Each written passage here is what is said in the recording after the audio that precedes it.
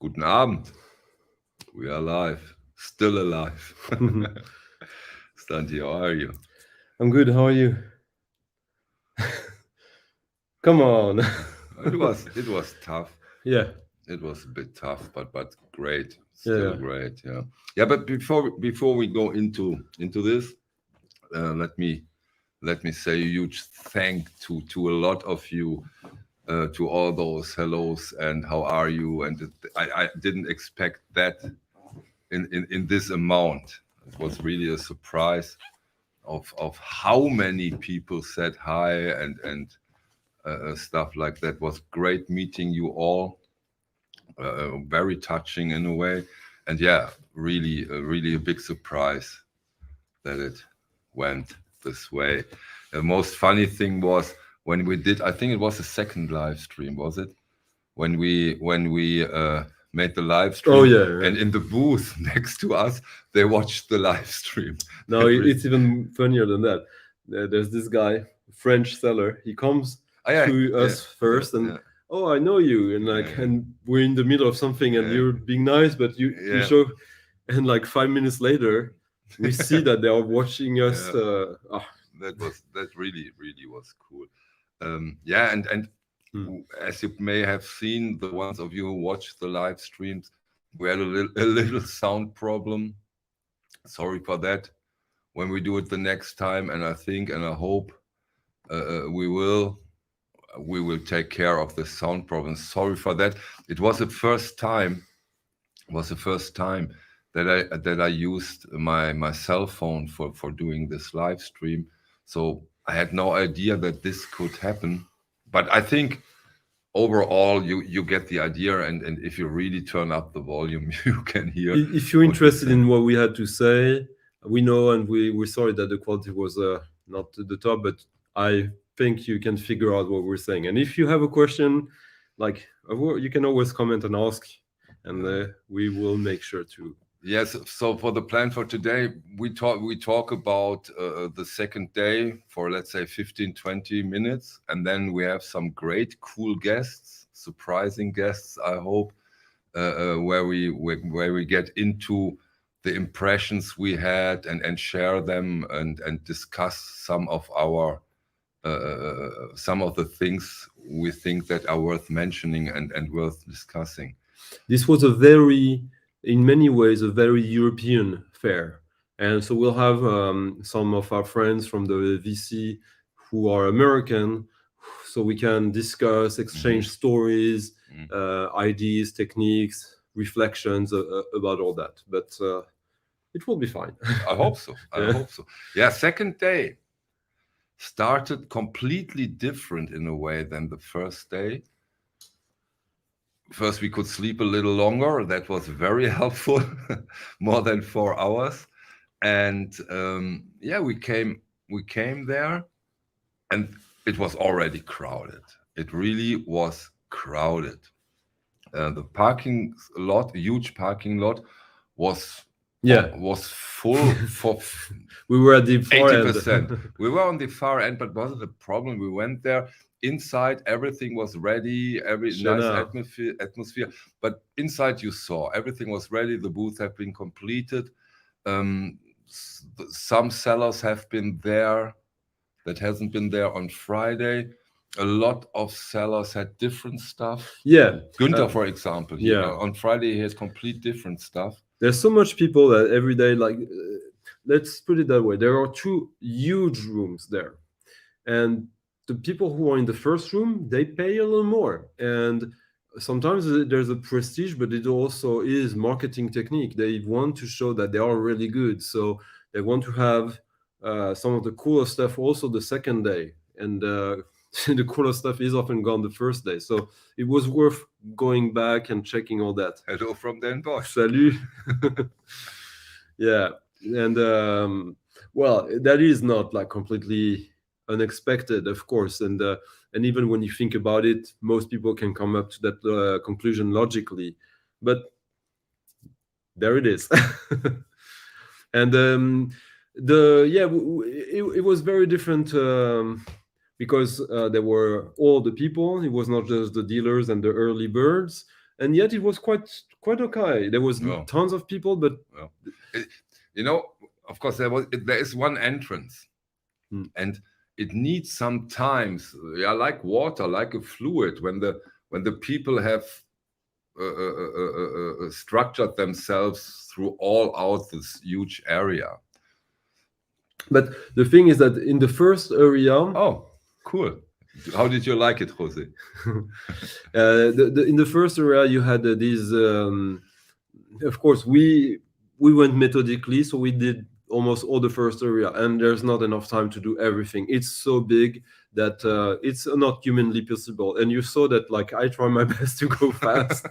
A lot of comments, good and yeah. bad. Yeah. Yeah, we'll talk about it at one point a little bit, and if you guys are interested. But yeah, Michael did really good the second day. There's always different ways to look at it. Like, either you are looking for the best deals, the cheapest deals, or you are looking for the best records. So it's always like an equation between time and and money in a way. And it's not that, like, having money, which can mean many different things there, doesn't mean that you're lazy. It is that it's so much. And if you guys saw the video we did on my channel, where we found that booth where all the, like, we could have spent a whole day there in many ways. But this is a funny. Come on, let's share this. It's a funny story, because I always said to Sandy, okay, you really want to go into every booth? Yeah, we need to. Okay. Not looking for the booth. Yeah. No, Michael. We have to go through all of them. And then we went into the second hall, and suddenly a very nice middle-aged man came to me and said, "Oh, I know you. You did a video about my record." I said, "Oh, okay. You're a musician." Yeah. And then he asked me to stay private, so I can't name who he was. And then I said, this record. Yeah. So then you're a very avant-garde musician. Yeah. And I said, maybe can you help us? Is there a booth which is best for avant-garde electronic music, concrete and stuff like that? And then he said, yeah, come to my booth. It's the best. He said it. Yes. He had, like, and he didn't lie. Didn't he? No. And then we spent the last 2 hours. on Ralo's comment here, it's exactly that I wanted to come to, which is that for those of you who have been to these good fairs, like in the capital of your city of your country or something, like, often, like, the good booths, there will be in front of each bin one person, a second, a third, maybe a fourth, like, waiting each their turn. And so that's, like, it's like a beehive around and this was not the case there. No, we didn't encounter that.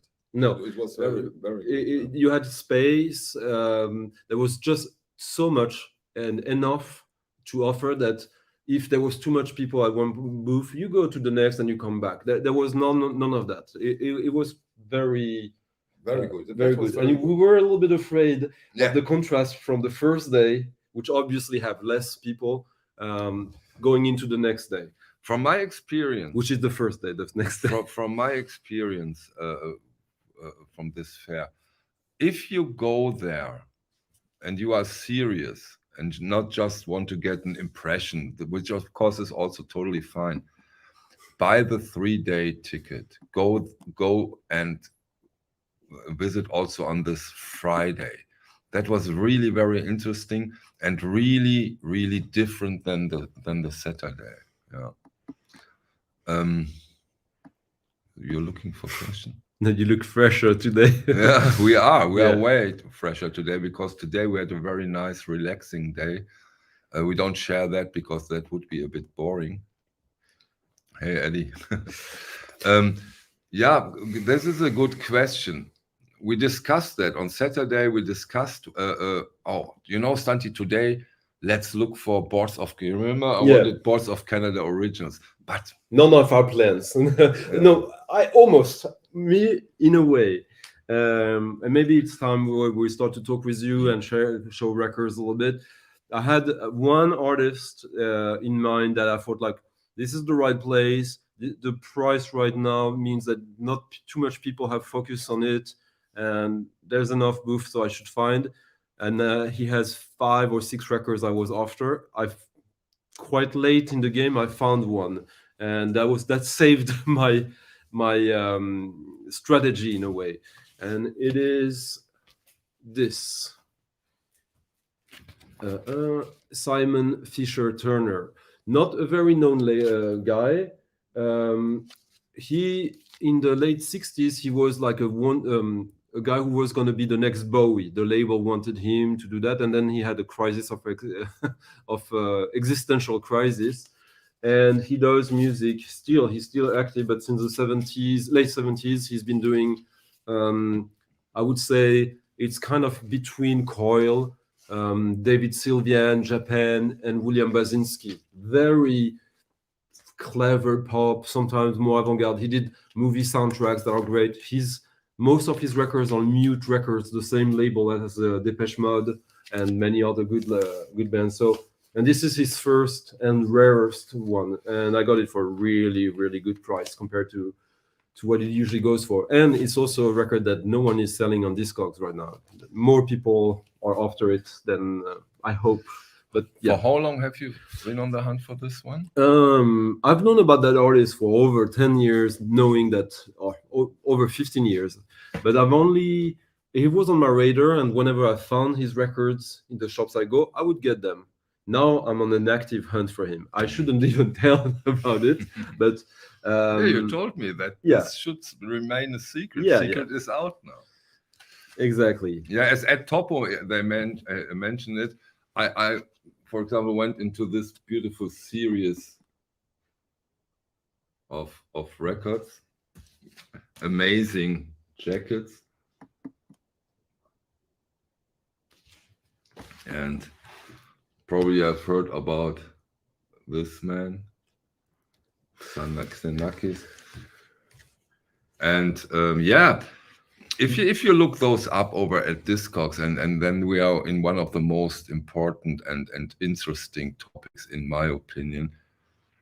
I didn't get those for cheap. No, one you got for cheap. Cheap. Cheap is relative, but these have been expensive for over 25 years now. And but if you look them up over they come up and down. Yeah, but they have been there. They are in a good shape, which is not that easy. Yeah.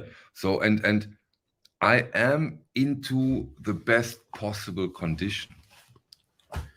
And just how cool is that? Having it's a whole series. I think there's 26 or 27. Almost 30, yeah. Not all are great. There's like 4 that you don't need to have, but all the others.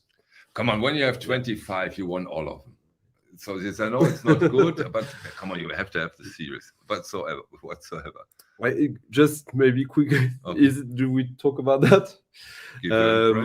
What was the record we listened to Steely Dan actually? We listened to Steely Dan. We compared the 3 pressings of Steely Dan. Yeah. And to the one you've brought, unbelievable good sounding one though. Yeah, but even the Steely Dan, it was interesting. We had like a very interesting conversation about all that. That I think maybe we should sometimes have this kind of discussion about audiophile records, because few people. Anyways, then we listened to a record from a Norwegian composer called Kjell Samkopf. Yeah. Electronic percussions, classical music, which is, I told many people, this is the best sounding record I know of. So I wanted to take it to Michael. The copy was a little bit dirty, whatever, but like it didn't matter in a way, because we cleaned it and all fine. It was quite something. So you didn't answer the question, and shall we go on? Yeah, absolutely. Why don't you tell the people what you think about the equipment? That was the question. Oh, what do I think? Oh, but well, it's I'm processing.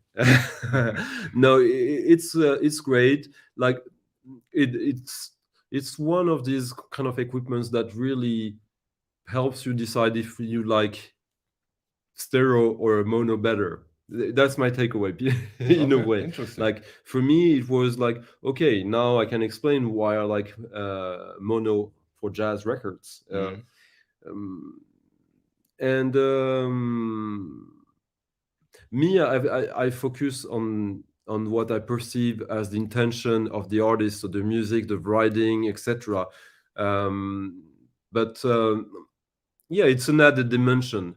Um, I come from another perspective, and I arrive there. Michael is maybe the opposite, but we don't even cross. We arrive at the same, in a way, to the same point. Conclusions. Yeah, Yeah, yeah, yeah. it's funny because people might think, yeah, like people like to joke and people like to say that Michael is audiophile and I am like weird noisy music, and obviously people who know us know we are not that. We are everything in a way, and nothing.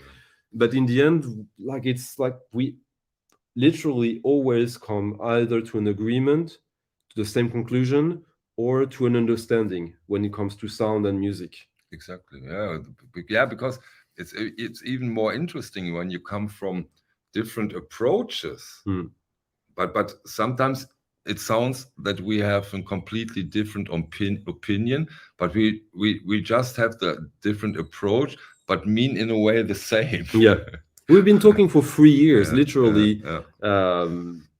Yeah, every week or every day. So it's we understand each other, and we wouldn't have this conversation if there was not this understanding. But for someone asked me which record did I pop my 200 euros sherry for this.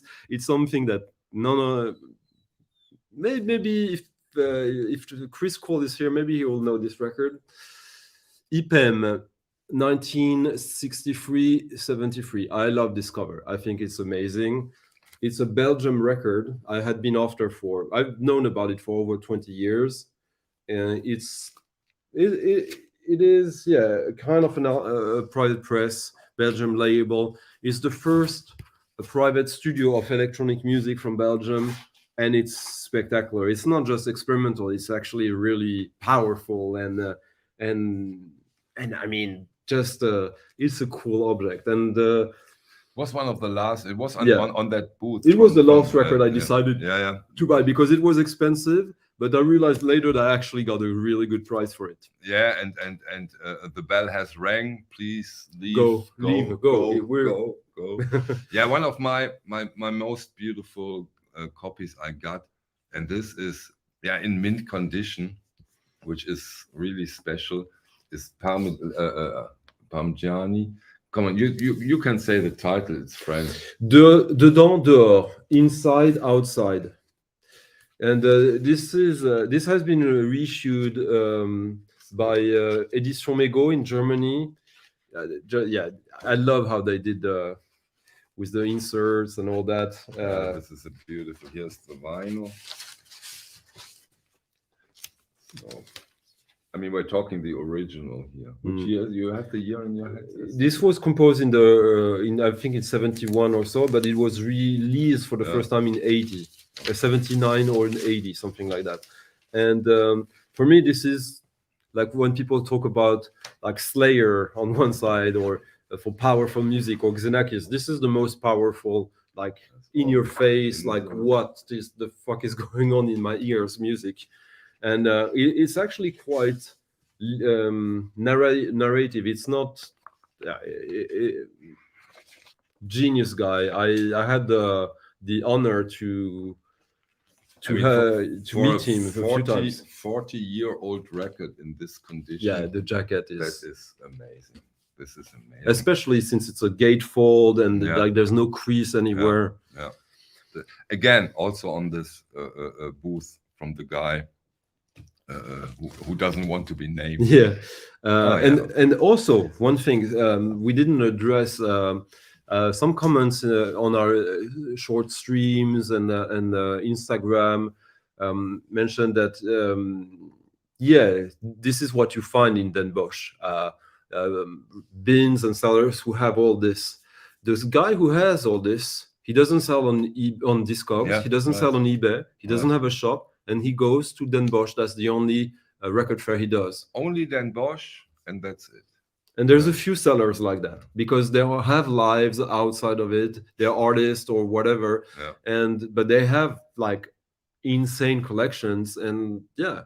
So this is the only place where you can find them Yeah. and these records this And way. he's not the only one. No, he's not the only one. For example, the friend of yours, this French Yeah, guy yeah. with the African records, Yeah, only Dan Bosch, or only Den Bosch. He doesn't do Yeah. any other affair. and so that's No, what- he does one, but in the town, in the city where he lives in Bordeaux. Okay, So yeah, it's. okay, that's good. Yeah. But yeah, we didn't. We got all sorts of record. We got classical music, pop, punk, world music, folk, jazz, new wave, krautrock, folk, noise. A record that I had been after for a long, long time. The first album from Matt Johnson. Matt Johnson from before on 4AD, the earliest years of 4AD. There's a second pressing of this that is way more common. I like this. I love this cover. I wanted the first pressing. I decided to wait till I find it in the wild. You very rarely see that. Dom, Seeking Afraid, will tell us how often he sees that. In Europe, you don't see it. And I saw 3 copies of it in yesterday. So I was very happy. Really good condition. A German seller.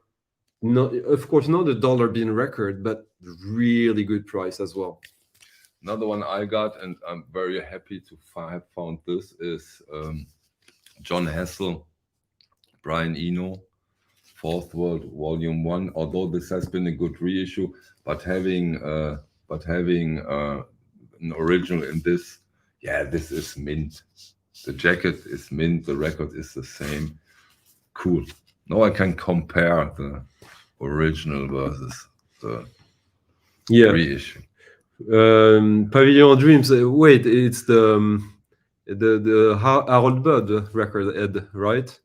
Some jazz for me. Not this time. Yeah. It depends. Like in a way, like this is almost classic rock, I would say. And I got this record that is. I had been after for quite some time, not like very actively, because it's from Australia, and it's really good pop record. Another Pond from Not Drawing Waving. This is a record that you don't see that in Europe. Like for those of you who know Big Star 1000, French VC legend from who lives in Australia, he has that, but it took him years to find it. And this was $20 and 20 euros, which is kind of the same right now. And every single time we bargained. Every single time we got between 10% and 30% off. Sometimes even more. We even got 2 freebies. Yeah, we got I went back to the guy from Belgium. I told you on the first day, and bought this first pressing from Coil, because I remember that one. I said, come on, don't get it. But then I said, come on, it's a Coil first pressing. Who knows how often I have the chance to get those. We have, of course, we have ideas about that, Winston, and it could be fun. You have, I guess you guys all understand that, like, all the time we took to make these videos, or time we didn't use to seek records, which is cool and fun and frustrating at the same time. So we want to do it. We just have to figure out a balance to do that, and maybe to create something even more fun. And we have some ideas about that. So we'll probably discuss that in the club, indeed. Exactly. No, I didn't get any Bob Dylan 45s, because America was not well represented on this. It was, but not good shots, but 3. So no, but there was lots of guys who had, like, we met this guy, like this guy from the UK who lives in Maastricht who had originals, first Okay, pressings of John Fahey, Robbie Basho. You yeah, could but not he insane. didn't have Dylan or No, Neil Young the or thing is that the American stuff, you could find the greatest copies in the world, but then it was not the greatest price in the world. So that's how you do when you go to a place like that. You build a strategy. Like these records, they're expensive, they're desirable, but they're not rare. They are when you have the money, you can get them. So we focused on the stuff that is more difficult to find at any time.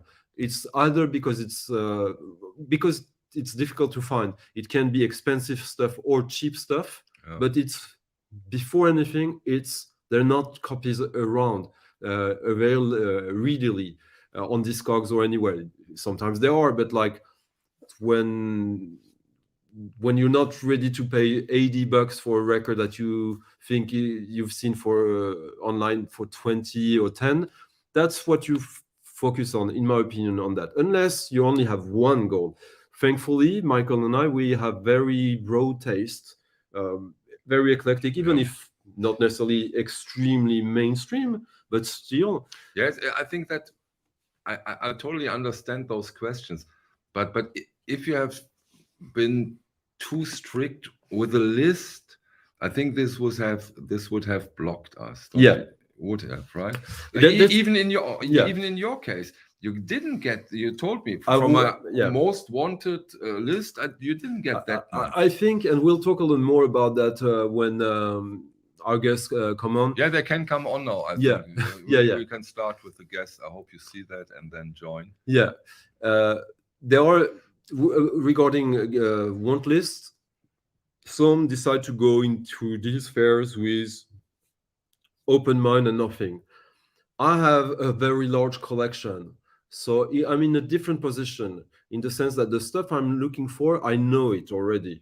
It's the stuff I don't have yet, in a way, which is also one of the reasons why I can do this kind of digging. I go very fast because I've been looking for this record for so long that I know how they look like. And some people do the opposite, which is the case of our first arrival, huh? Who is it? Hey, Rob, named the waxed. You've very, not necessarily famously, but you've been very open the fact that you dig all the time around where you live, and you don't go in with a want list ever. You and I have talked about that privately. I think it works for you also because you've been doing that for 2 or 3 years, so you have more to get still. And I don't know if you're muted or not yet because we haven't heard you. Sometimes you arrive muted. So am I muted now? Do you hear me? Yeah, perfect. We hear you. Okay, perfect. awesome. And just quickly to do a My Glass Bum, it's the copy of that record was the only one in the whole fair, and it was very pricey. Well, do you want me? You want me to talk about my experiences? Yeah, absolutely. I mean, I'm still learning. By no means am I as experienced as you, but I've developed techniques and a way I go about looking for stuff. I'm new to the record shows, the record fairs. I went to one this weekend, and the one this weekend kind of opened my eyes to the types of sellers. I kind of have formulated this Goldilocks approach to record fairs. This record seller's too dirty. This record seller's got all, horrible records. And you sort of can, I'm good at sizing people up when I just see them. And you kind of see the type of people, how, serious they are about selling, or are they there just to dump records? And that so far, that's been my experience. I don't know if you found that at where you went, because you could just, The thing with Den Bosch, formerly Utrecht, is that a large portion of the sellers there are what we call private dealers, people who don't have a shop, or for whom the shop is a way to get records in rather than Exactly. So maybe important, just to give you an example, we barely checked the records we Yeah. bought. We barely checked them because those dealers, they rely on our trust. And if they do a mistake on that level, they are it's not over. just them, it's the whole Well, yeah, exactly. ecosystem It's of an them. ecosystem of Well, exactly. I find that to be the case. So the best person, I was with Jim Kaplan, who owns Record Collector News. So he knew all these guys. So he would tell me, and the best dealers. What's up, John? The best dealers were ones that had stores. But he told me, and this dealer I bought from, I've been to a store. The stuff he was selling was not in his store. So he has a warehouse, a location where he keeps records, and it seems the ones he was pulling out were ones he's not put in the store. And I was buying $5 mint records.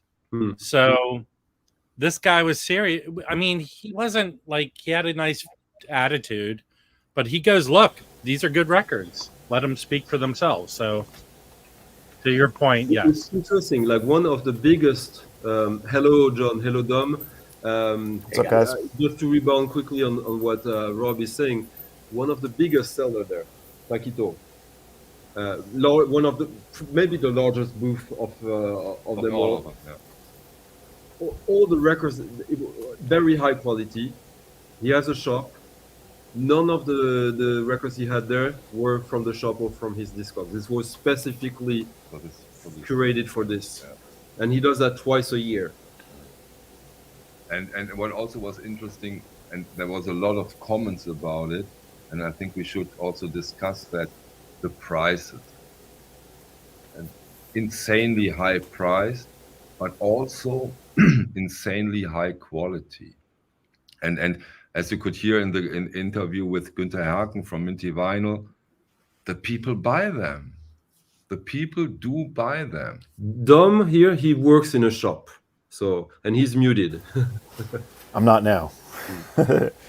Yeah, I do, and I've had some experience selling at fairs, and of course going to them.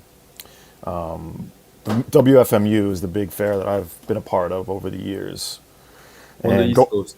Yeah, in New York. It's always, it was in Midtown South for many years, and then I think they moved it to Brooklyn. I haven't been there since it's been in Brooklyn, but I remember doing my first fair. I did it with a friend. I bought a coworker's record collection, tons of all the classic rock now that I think, or all the Talking Heads, your Credences, your Zeppelin, and I kind of kept out of that stuff what I wanted. I'm like, why don't I go to the FMU record fair and see how I can do? Totally green. I mean, I've been collecting records, but to the level of like being a dealer at a record fair like WFMU is a whole nother ball game. So I also had all these 45s that I had bought from a large collection, and this is like 2005 maybe. And I mean, I just I did okay, but I definitely was a little green. I had like too many, like the Beatles picture sleeves. I had like the prices were a little out of whack, I thought. But then all these Japanese guys cleaned me out of all the jazz I had, like lickety split. It's and I'm sure still to this day the Japanese come through and just clean you out. And first day is usually where everything happens. But it was fun. I mean, Talking Heads albums were $5. Like and that was a fair price, not a cheap price either at that point. But I had a lot of fun at those. With in the fairs, there's, in my experience of going to fairs for about 20 years, there's these three Japanese guys. One who's balding in the middle, the two others who look like wet Lou Reeds. What? Like kind of rock and roll, and they're always there. They know who has the good stuff. Yeah. The people who have the good stuff, they have the box under prepared for them, and they manage always to get it. And when they don't, they get really angry. You see it on their face, like they're not happy with it, because there's kind of a hierarchy that people don't see about within the buyers who are pro or semi-pro. Have you seen something like that? Kind of, yeah. I mean, in my case at that point, it's hard to remember, but it was interesting because they all knew I was new, and so I had a ton of attention. They were like feeding on me, like this guy maybe doesn't know what he's got, or he's going to clear. He's because there was obviously the regular dealers that are there every year, and I had tons of attention. I was like, "What's going on?" And I can't remember like if how that went in terms of me getting cleaned out of stuff that I can't remember. It was many years ago, but it was a real great learning experience. And like the people, they know each other, and they all these guys that come those first days are notorious, like around the world. That's what I've learned. And they look sometimes like bums. But, Oh, totally, absolutely. But before I forget to go back to something that, like Michael said about the condition that we barely needed to check. We don't have time, and we rely on the trust we have. I wanted to ask John about that, his experience, since he collects mostly 45s, which is a little bit different. Yeah, condition, I guess I just eyeball it and take a risk. If I'm spending a lot of money on it, then I'm gonna look faster. But I'm looking for titles. I'm looking for interesting titles I haven't seen, or titles I know that are good. But condition is secondary, as long as it's not trashed. 45s, mono 45s, old 45s are very durable, and you could clean them and get a lot out of them. But I don't care. I mean, I want good conditioned records, but it's mainly about the music I want. So I can hear past the clicks and pops. And when you go record digging, you have certain titles in your mind or in the back of your mind if they are there, or you want to be surprised and say, "Oh, this is." I'm not interested. I do it a little different. I don't really take recommendations. I listen to everybody. Most people, when they show records, I tune it out. But things get into, I throw a big net out, and I have all this information in my head. And then if I'm skipping through, I may see something I recognize. Oh, Stunty talked about this 3 years ago, or I saw this on a video or a buddy, or I remember this in a magazine. And depending on my mood or what it is, I may grab it. But I have just no lists, nothing I want, but it's just a giant net. And whatever I see, whatever I'm in the mood for, or whatever I want to take a chance like on. a cloud of information in different orders. And some things I'm not ready for. I know it's a good album, but I'm not in the mood for it this year. I'm not ready for it. But then 5 years later, I might say, I want that record. Or funny you say that, the record I just showed, this one, I remember discovering it while digging online for that label. I put it on my want list on Discogs, and for some reason, I took it away. I deleted it from my want list, but then I saw the record for the first time in reality, and I think I'm not looking for it again, and I took it away, and I just quickly check one track on it. It's a $15 dollar record. Of course, I'm taking it, but it's like you said, even if I'm not looking for it anymore, it's still in my cloud in a way. Yeah, and I'm way small time compared to you guys collecting, but my passion, that's how I appreciate you guys. And, I could relate because we all have passion. We're all into different music. But like my collection, I feel very comfortable. All my records around me are good, and I have no really garbage records or things I don't like anymore. So now I'm very much piecing things in, and everything I bring in is good. Occasionally when I'll go out and buy a bunch of 45s, there's hit and misses and mediocre ones and things you throw away. But basically, music that you have been starting to collect more recently, where you have to take a chance with reggae, with like Egyptian. But the reggae, you almost can't lose. Yeah. Because I'm buying the genre, I'm buying the artifact. I mean, it has to be a real stinker, or maybe it's like a dance hall from the 80s I made a mistake on. But if you get anything in that genre, just like 60s garage or rockabilly, there's no bad rockabilly song to me. I mean, there's some that are better. Even the worst rockabilly song that's rockabilly. It's the real thing. And same with 80s heavy metal, not talking about like the Poisons and that stuff. I'm talking about the real underground heavy metal. Like I like that stuff. There's nothing bad. There's not one record I wouldn't appreciate something about if it's the genuine artifact. Rob, when you go out, may it be those notorious thrift stores or no, or on a trade, what's in the back of your head? Well, I think of three things. I do sell. So if I find something that I think people want, and it's in good condition. So I'm like John. I think it does me no good to be looking for something because that kind of blinds me to finding something. So then I also look for stuff that I want. you know, personally for myself. So there's two things I look at, but I'm like John too. I've had my success both selling is finding weird stuff, is finding stuff that does look strange to me, and that usually catches my eye. Like I found a record John wanted because it was weird. It looked weird, and there were a couple copies of it. So That's how you that, start to become a dealer. Yeah. yeah. I mean my biggest success of finding private pressings, you know, and yeah, that. So I think it does me no good. It makes it less fun to have a list in my head. Doesn't, you know, takes that away from it. And I also think, like, to add on, in the 90s when records were cheap, I would go in there and I'd buy things I knew, like, oh, I need the Robert Plant solo records or David Gilmour solo. And I'm buying all these records for, you know, $2 to $7. And that doesn't really, it's not my collection. Like, it's just all the records I could buy that I know of that maybe I like. But I like everything in here represents me or my wife. And it's like particular what's left here. And when you just start buying things that, you know, someone says a good album, or I know it's a good album, but it's not personal, your collection is a good collection of records, but it's not a good representation of me. So if that makes any sense. It makes total sense. Go. I'm sorry, I don't want to. You just showed Jose's comment. I don't want to contradict myself, but he had sent me a list. Oh, these are things I'm looking for, and they're hard to find where I am, but I know in the U.S. you might be able to find them. So that was just stuck in my head. And I met a dealer who sold those types of records. And I asked him, and he had two of them. They were a lot of money. So where I'm usually successful. But we all know that Jose is a rich spoiled kid. So I connect. I'm really good at connecting people together with other people.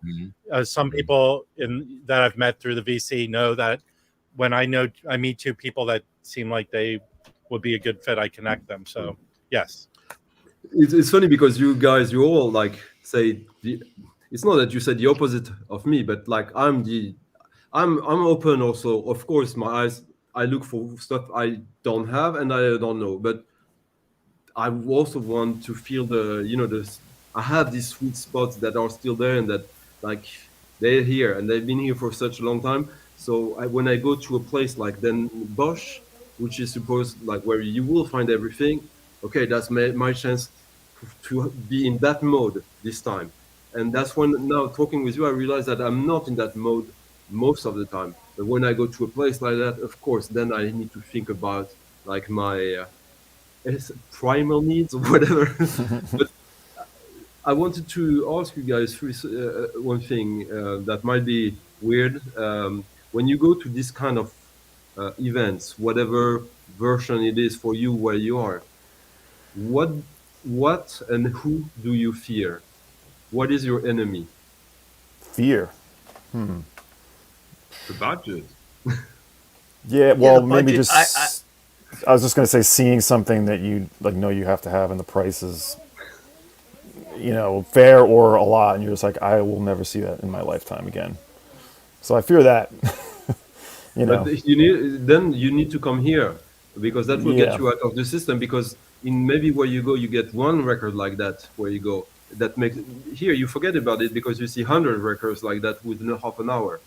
Well, when I go to the fairs as a buyer, I usually am looking for like I think you said this, Stunty, like sort of the indie stuff, like the stuff that I feel like gets ignored at the fairs. I mean, everyone's looking for like the big jazz, you know, whether it's krautrock or the psych stuff. But then I feel like when you look through like an indie bin, that's where you can find stuff for $20 to $40 that you just aren't going to see. Like, for instance, I pulled like a couple things I bought at a fair. This is a private press Australian indie band called the Cananes. This is a pretty rare record actually, and this was like $35 at a record fair a couple of years ago. If you look this up, you'll see. I mean, but no one's really looking for this kind of thing. But I saw it and I was like, oh, interesting. The first and we know from experience that these records are the ones that if you come from a collector's perspective, which is not the main one for us, but it's also part of it. We like to have cool stuff that like is fun and desirable. We know that this is in part of the future of that. True. Like you see what this sells for now, and that like there's a dealer who has all these major pieces on the wall, and he had this in the bin for like $30 bucks. And First Press, Ace of Hearts. Like John, you'll know this. You know this record. Yeah, I played with them. Yeah, I've opened for them. Boom, So, Bop, boom. so no Like serial finding that. enemies types. Oh, this is great. Yeah. That was also in the bin for $60. But he had, you know, you're looking at major, you know, psych pieces on the wall that are like so overpriced. But then that kind of stuff, I feel like, maybe they think that the people looking for those records don't quite have the same money that the jazz buyers do or the heavy psych buyers do, and they're like they maybe don't think about that. But I mean, I was happy to scoop that kind of stuff up for those prices. Bodo asked that question, which means, in my opinion, that it implies that there is a solidarity here. Michael can testify that, like, for me, it comes naturally. Like when I'm in the fair and I find a record that is good, a good price, and I already have it, I tell the guy next to me about it or someone. Do you guys do stuff like that as well? I call it record karma. And it works. Not too much. Sometimes I'll help someone out who's looking for something, and I went through these 2 rows, and I'll say I didn't see that, or I saw one over there, but not so much. Usually, I'm so focused on my own thing, and I don't get overwhelmed because you could go into a store, especially like a punk shop, which you want every record there, and they're all 50. You know, you just can't afford it, and it's kind of an overwhelming feeling. But I just tune that out and say, like, you know, I'm just gonna get what I want. But in the record show, I'll just tune in. I'm going to look through this section of 45s, and I'm going to go over here, and this is how I'm going to spend my time and enjoy this hour or 40 minutes, then 40 minutes over there. And I'm not worried about seeing every record, what I'm missing, because I can't have every record. No, I but wouldn't even want the every section, record. if you But go to the section, What that I was you going to want- say is what bothered me. I lost my track. Was Okay. there's a couple people I know, and then when I start looking, and whether they went through it or didn't, they're starting to look at what I'm doing and what I'm pulling out, and like, oh, did I miss something? What's he got there? And that aggravates me. Like, it's Of a course. pet peeve, but that happens. And I know the people, they're like, Hawks, what's he pulling out? I usually go with one or Especially when two you find friends. a So. dealer, a seller that has like a genre of music you're interested in, and you go through the first box, and it's good deals. Oh shit, there's other people going through from the other side, the other end of that section. Like you can't help but Yeah, look at what you're missing. Yeah, I don't worry about that. I can't have every record. I can't even No, of afford course, every yeah. record. Yeah. Yeah, I'll usually go with one or two people and friends, and we'll just be sort of handing stuff to each other, like, "Oh, you got to check this out. You got to check this out." And that's the real fun part of the day. But that's where it gets to be where you walk out with a pile like that too. So One thing, please. 1 second. Because there has been quite some comments about the younger people on the fair or female record collectors. I just want to say there has been a lot of younger female record collectors here in Den Bosch, but you know, I was filming and I didn't want to be the old man who ran with the camera behind the young girls how they buy records. So that's the reason why you don't see those or them on the live stream. And also, Just before I forget to mention that Yeah, a lot that- of young people. and a lot also of- when you're 16, 21, 23, you go to the people on the side who have the $5 bins, exactly. of course. Yeah. But Rob, you were about to say. Actually, here's how I don't get overly upset. I know I don't have the best reputation for saying this, but when I go to estate sales and things, I go late. I let the early people get there first because I'm banking on like what Dom said, I'm banking on their missing shit. I'm banking on people will overlook certain things and just get the popular stuff. So when I go to the record fair, let you go first. You let you pick out what you want because I know I'm going to find something, and get what I want. That's kind of how I alleviate those issues. Also, you have also this in Den Bosch. It's called the Deal Sunday. That you get the later you are there, the pressure for them to sell records is bigger, so you get better deals. Is that also in your mind when you do that? Yeah, estate sales on the last day, they're trying to get rid of stuff, but and then the people who sell get to know you, so they know, oh, that's that guy. So that's how they're going to treat you. You know, your first, you know, it's a cliche to say the first impression. That's how they're going to see you for the rest of the time that you interact with them. It's not going to change. So Yeah. But with everything you said, then I must insist on my theory of the record karma. When I'm looking for stuff in a like where I'm hoping to find stuff, if I find something good that I already have and I don't want to get a double, I always t- tell someone who looks like he might be interested, check this out. And very often it pays off the same day, the next day, a year later, or 2 years later. Sometimes by someone else, my stupid idea of karma, or by the same person that you meet again, and that also how you build a reputation without even trying. Yeah. No, that Yeah, I does mean, not I'll do that when I see younger left people into over. heavy metal or punk. I'll point things out, but I also, when I'm at shows or out, I'll mention things. But I mean, but that's how I learned all my information before internet, was from other people who were generous to me with their knowledge. Yeah. But when you have been to Den Bosch, you almost can get under the impression that those cool finds of grails for €5 or dollars are over. Are you under the same impression in the United States, or would you still say no? I mean, I got lucky just last year finding a UK Vertigo of this in a last year is almost 11 months ago. in a dollar bin. I mean, I did too with that specific record. just for the bag alone, I was like, I mean, the record's not amazing, but it's like, this is not way more than $1. But How much by and large, that doesn't exist how much does anymore. this sell in the US in your mind? This Pato, Yeah. it's probably 1 to 150. Yeah, it was 120 average here this year. Yeah. But I mean, it was just strange to see it there. And I think, again, the dealer just, who knows? I have no idea why it was there, because it wasn't from someone who didn't know what they were doing. But I gave it to him like, okay, I'm buying this. And he was like, here you go. It's not like he even had a second guess. I don't know. Maybe he thought it was trash, but it's fine.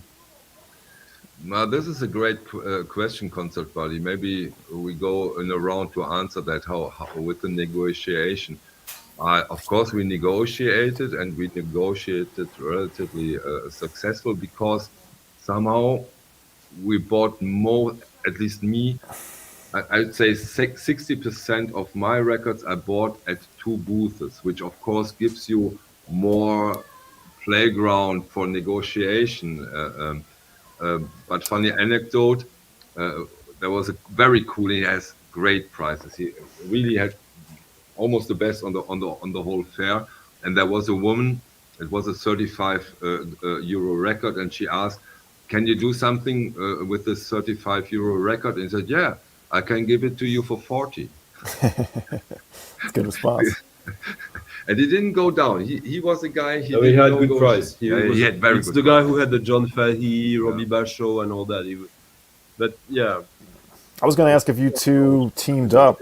Did you try to team up to buy together? of course. Yeah. Okay. And there's also for me, like when you want to be a bit sneaky, like any records that are a little bit expensive, you make the pile of what you want, and you propose a price that is not ridiculous, but that is really, so that like they need to do some math and realize, but also have the feel that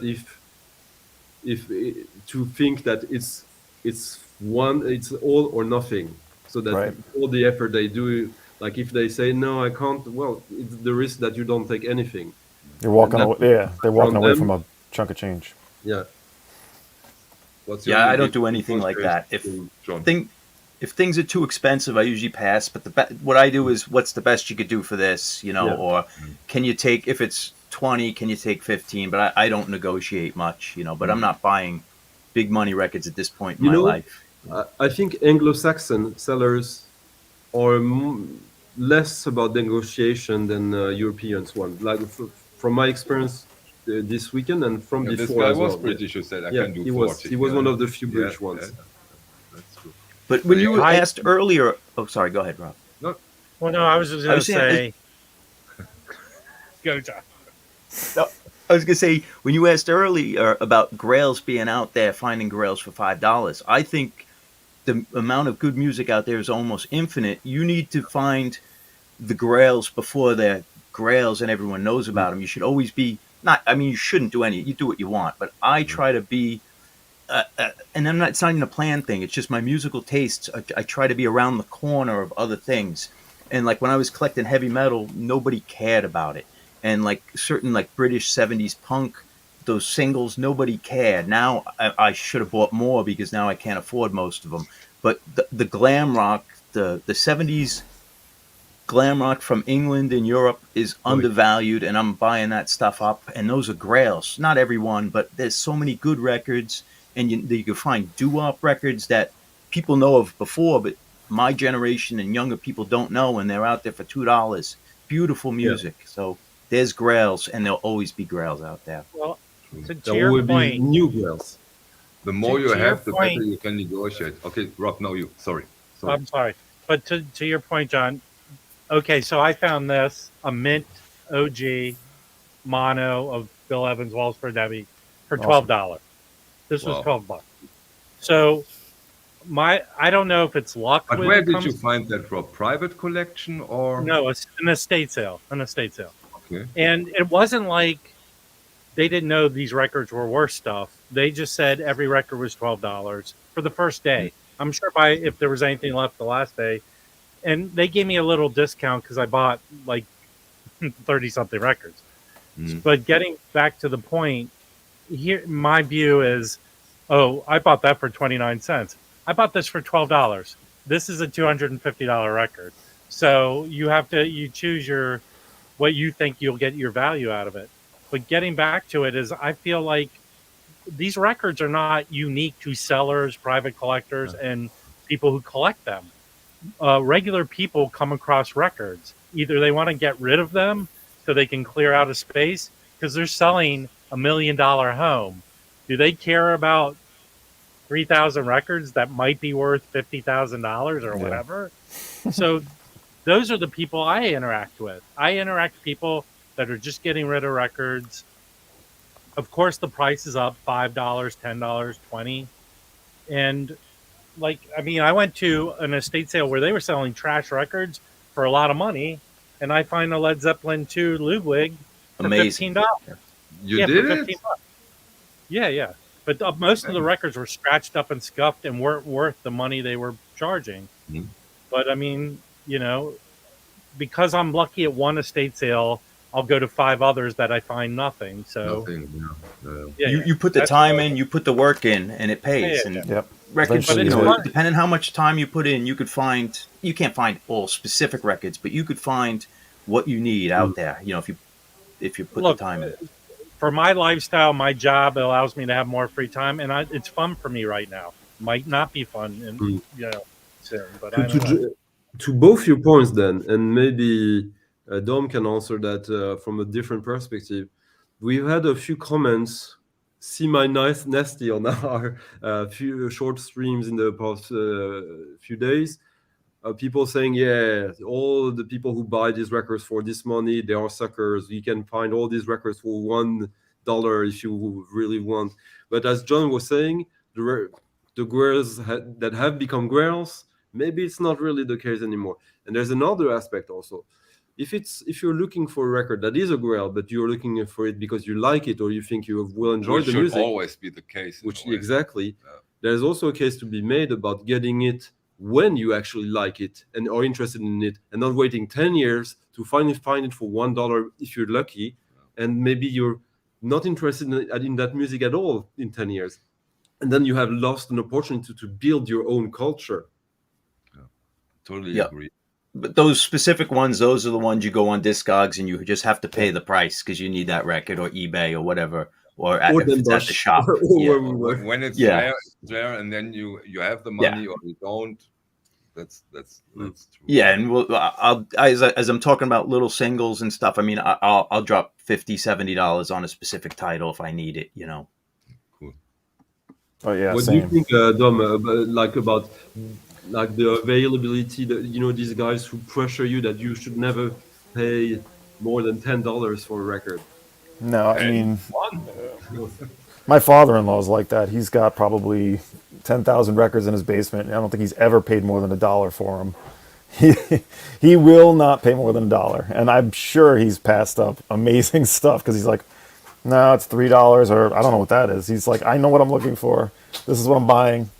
So no, you got to be willing to jump on something, especially if it's something you know you really need, and I've certainly done that. So you're basically telling us that you're not specially looking forward with dealing with this collection when he eventually has his.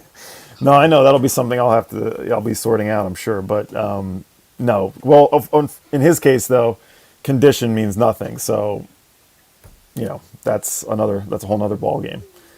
Jim, that's the topic for a whole stream. Well, we might do that eventually, but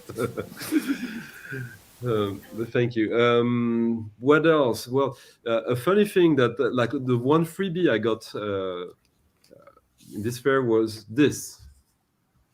A 7-inch of Tom Rection, who has been a semi-regular on some of our streams of late, and That recent record on Feeding Tube is fantastic. yeah, and this is a record. It was priced €10, and I go home. I'm happy. I would have paid the €10, even if it's a €10 record of Tom Rection. I expect that it made any 7-inch of experimental music.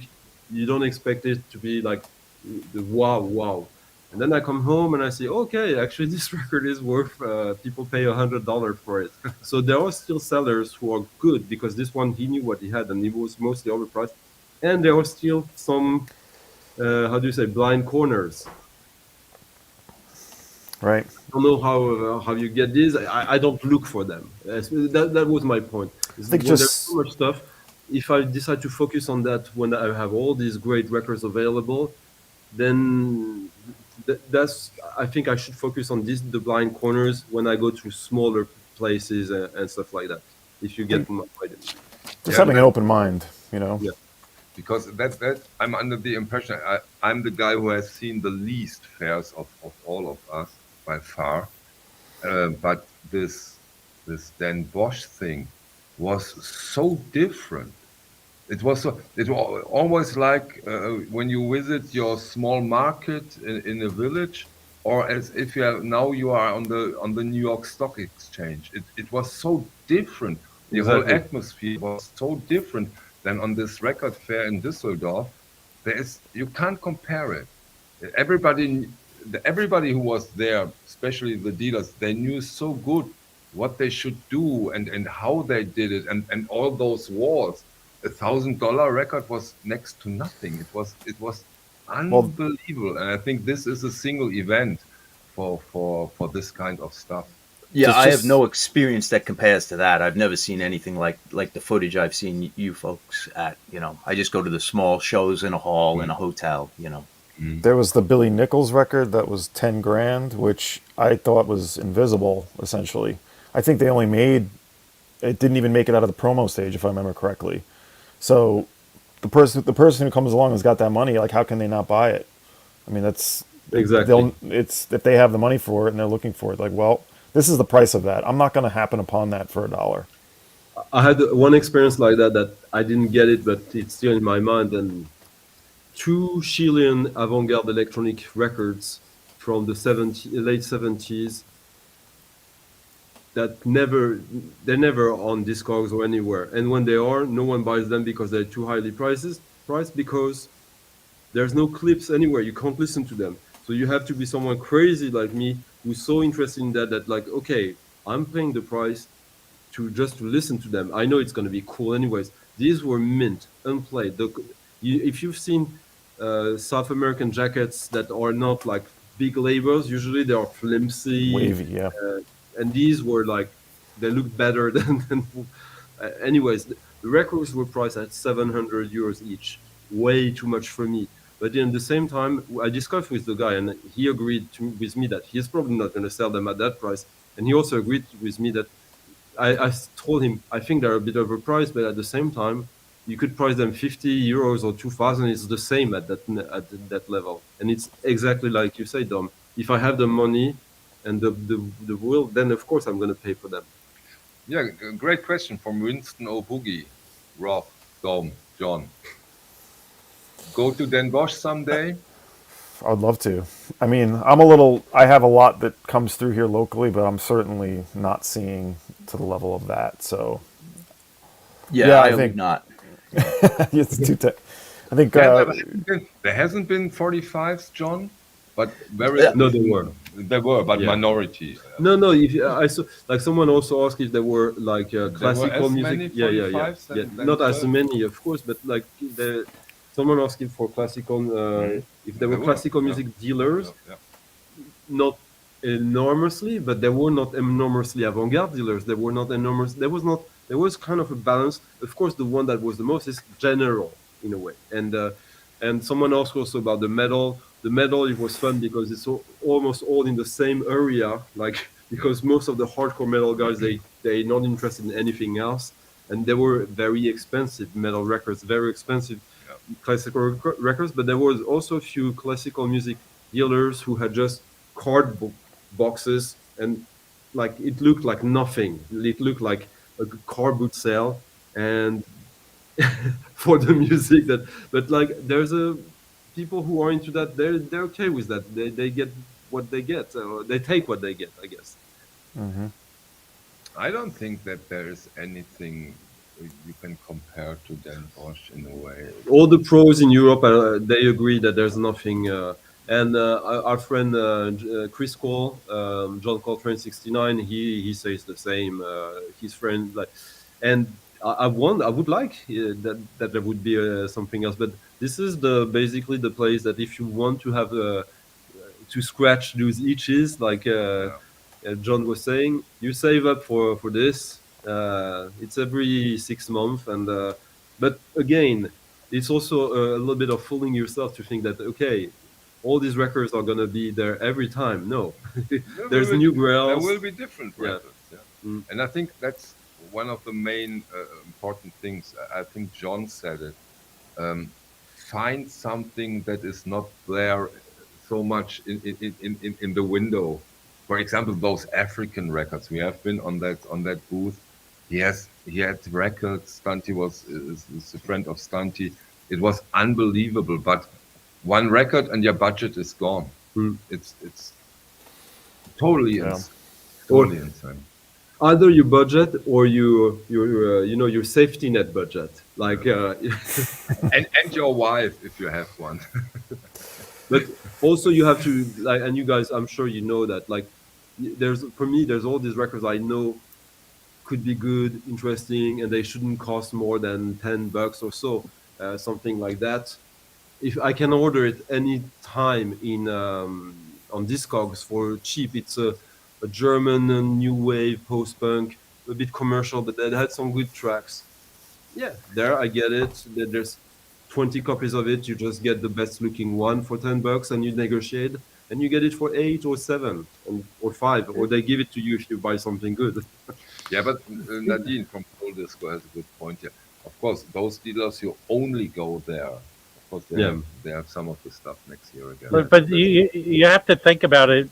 Like, I'm a different buyer than Dom and John, and my tastes aren't as obscure, maybe, or they're looking for certain things. So if I go to this show, I bet I would walk into a regular record store there, find tons of stuff I'm looking for, and I can't get here. So you totally would.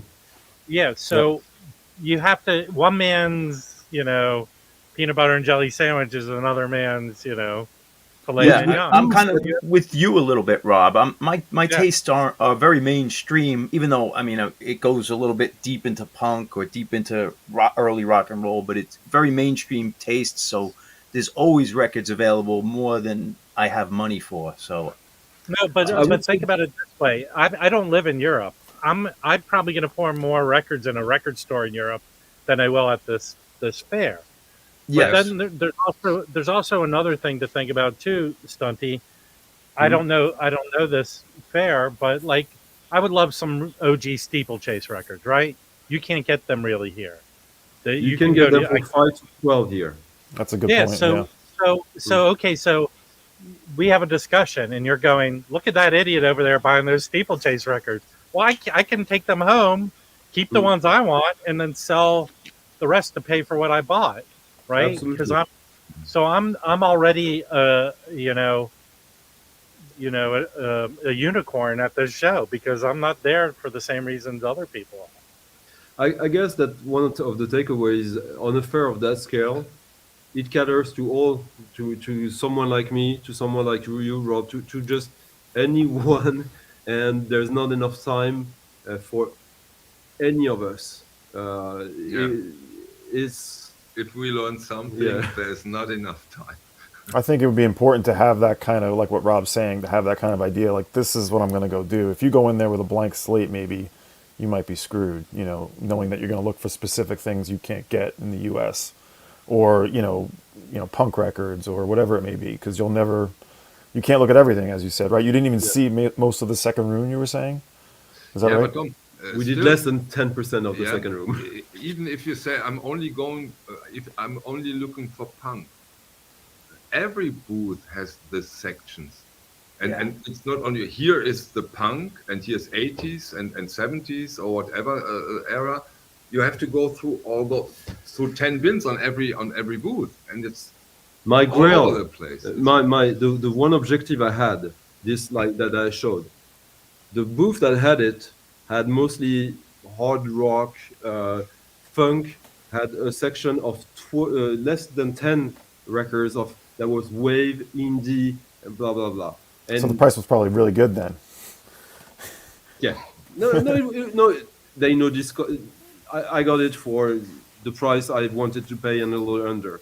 It wasn't like crazy cheap, but it's I mean that Michael was telling me at one point we should just do the good ones, and I was telling him that from experience that the only one really where I scored what I hoped to was to go to the ones that take only maybe 5 minutes if you do it correctly, but so you might think it's not worth your time, but yeah, it is in the end, at least for me. Yeah, I tried to save some time. We haven't enough time, and at the end, we spent all our money on the good one. Yeah, and just so you guys know, I didn't have an unlimited budget. It was not a crazy budget, and Me neither. I still have some money of my budget intended for that. So it's time that didn't allow me to. This is an interesting. I think the general take record and more serious. I don't know. You guys tell me. Yeah, this is a question for the for the panel. Rob, you start, and then we go John and Tom. Well, I mean, I think Look at Joe Bizarre. I would I don't just think like look at Joe Right. Bizarre. I won't stick it to record collecting. Just in general, I think if you're fanatical about something, you're fanatical. If you can't contain and be and you can't interact with other people, then you stick out like a sore thumb. So, like, we went to the show the other night. There were no young people there. It was all guys who looked like me. There was like hundreds of guys that were middle-aged dudes buying records. But you see the people that are focused, and they're socially awkward anyway. I mean, I won't generalize like that to Americans or Europeans, but Jim has more experience with that. In that regard, I think then maybe Europeans are. Sorry to say, but I think that most people in Europe that do that are maybe a tad less social awkward than people in the US who are into that. Okay, but let John and Dom ask before we get. Yeah, I don't take my record. I don't even think for years I didn't even think I was a record collector. I was like a rock and roller. I like live music going out, and I like music, so you buy records, and they just accumulated. Before maybe 10 years ago, 8 years ago, I said I must be a collector, but I never thought of it. I don't take it very serious, Cash, I don't. but you can do paper. I used to read a lot. I had thousands of books. I would never think I was a book collector or something. Like it's just part of my life, not serious. I would say it could be the European idea, maybe because in Europe in the 90s, maybe vinyl didn't quite go away the way it did in the US to the same extent. Maybe that's the thinking. I mean, from my experience, there's no rhyme or reason to it. I mean, I know people in even a pretty small area where I am here who just have world-class collections that you'd be amazed they're even here. So, I mean, I've seen both. I mean, like I said, my father-in-law who just could care less about condition and buys beat records, and then there's people who, have the same 100 records that they've always had, and just, I don't know. I don't think there's a consistency to it. But I would wonder if the idea that vinyl in Europe in the 90s was a little bit stronger than it was, obviously, in the US. It's difficult to say. Like it also kind of depends a little bit on the scene you were in. I don't know. Like I think that if you go to Miami, to Philadelphia, dance music records, like in Paris, it was normal that there was maybe 30 different DJ shops. Some that were really good, some that were surviving. You don't know how. Maybe it's related to some of the money laundering aspects of that you find in any niche economy. But yeah, there's maybe something to it. But Well, I don't know how abstract you guys can be, because I've been to other like Disney people and those types of things, or comic book ones, and they're if you had to build like the Darwin chart of collectors, I think record collectors would be up here, and down here would be like all the other baseball cards and that sort of thing. We're You kind of things you can't use. Yeah, Like, we're a records are little something higher you above. use. yeah, Yeah. I could it's dance true to a though, like, record. I listen to a record, a stamp. I mean, a book, obviously, you could read if you collect books. That's equivalent. But stamps or Smurfs or Matchbox cars or whatever, you can't do anything with them but look at them and just own think, them. John, it's true. Like, and Rob, just think about it for the people who have met record dealers. You have met cool record dealers that have style. Have you ever met a cool comic book dealer? Well, and comic books is interesting because even though you technically read those, most of the valuable comics are sealed anyway.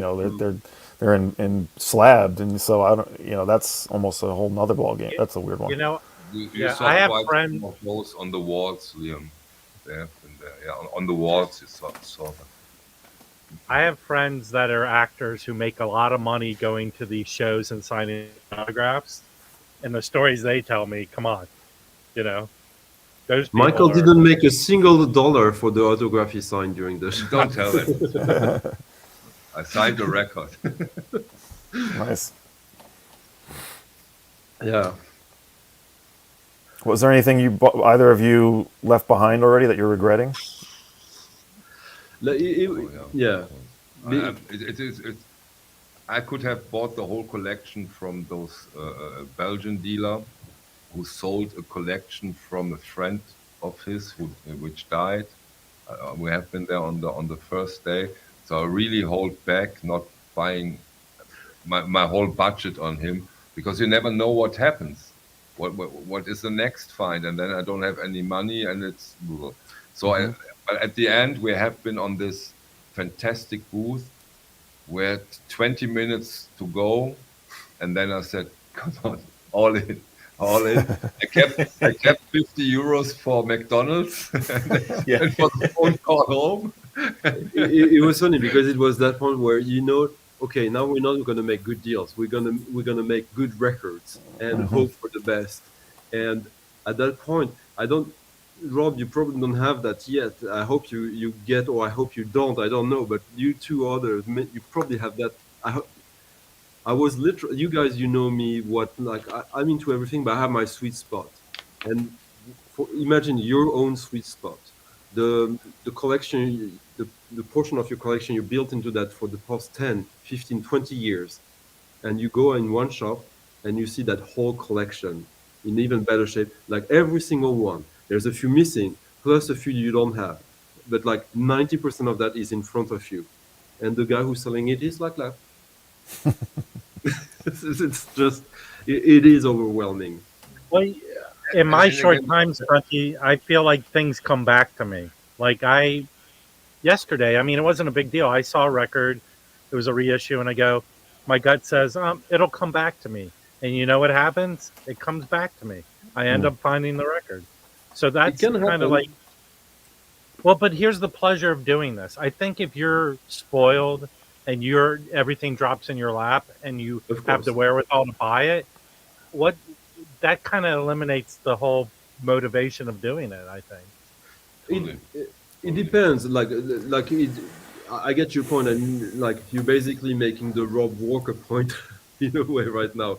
But for sure, the whole experience of looking for it is fun. Like we all know or could have these fantasies of someone who's super rich and like, okay, I don't care about price. I pay someone to get this for me because it increases my social status or something.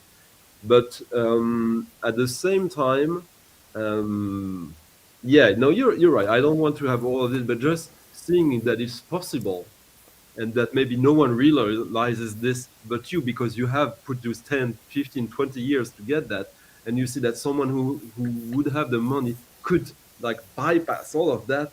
It is mind-blowing in a way when It you is. know about the hardships, like the times where it took you 3 days to access that record, or like crazy stories.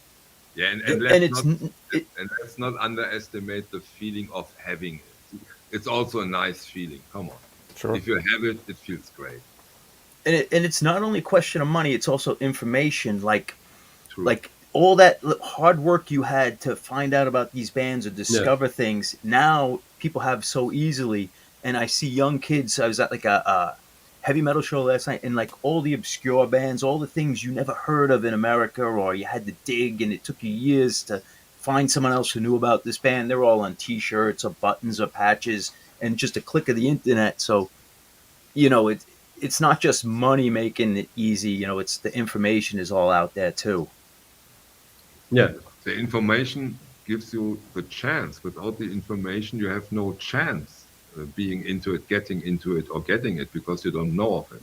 Yeah.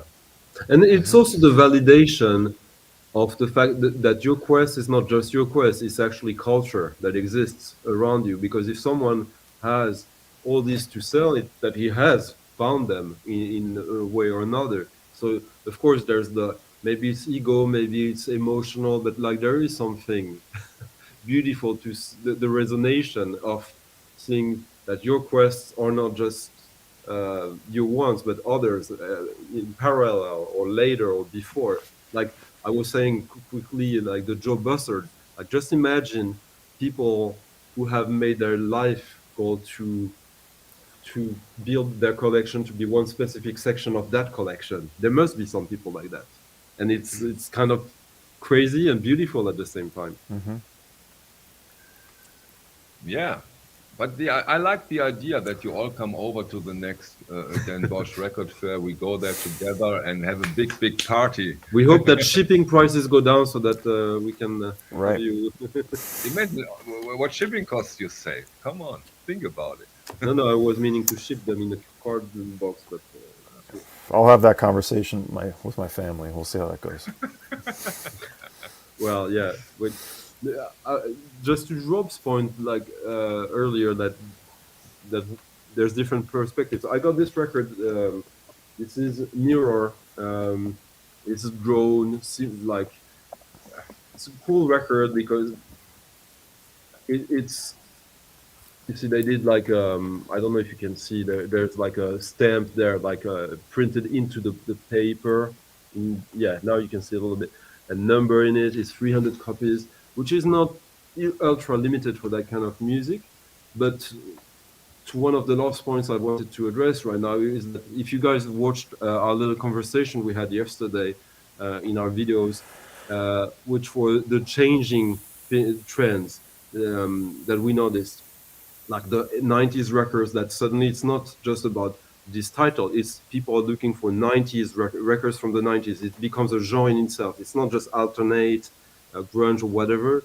And also that like we noticed that you guys, I'm more into all that like coil stuff like that. And suddenly it was like the new, not mainstream, but the new classic records for record fairs that like the Beatles, all that is priced highly if it's in good condition. It's on the wall, and it's for the old people who come in the afternoon on Saturday. But people who want to dig, I mean,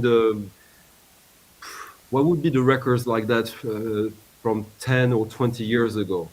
That would be maybe, I don't know if it was maybe the Led Zeppelins or something like that.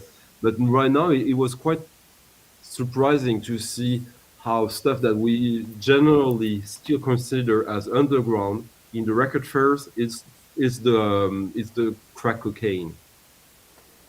It could be that, people are just looking to get in. The longer you collect, the longer you start trying to hunt for new avenues. Like even me, like over the last couple of years, digging deeper, thanks to Stunty, into like deep French jazz. I mean, that's not something I was looking for even 5 years ago. So you get invigorated, and then all of a sudden you're putting all this attention on that, and you're kind of looking behind you like, maybe I don't need all of that psych anymore. I don't know. It's Careful, when it's gone, you start going. When it's gone, you suddenly need it. Oh, I've made mistakes. I've already made mistakes of stuff I've sold that I wish Who I hasn't? hadn't, but it's fine.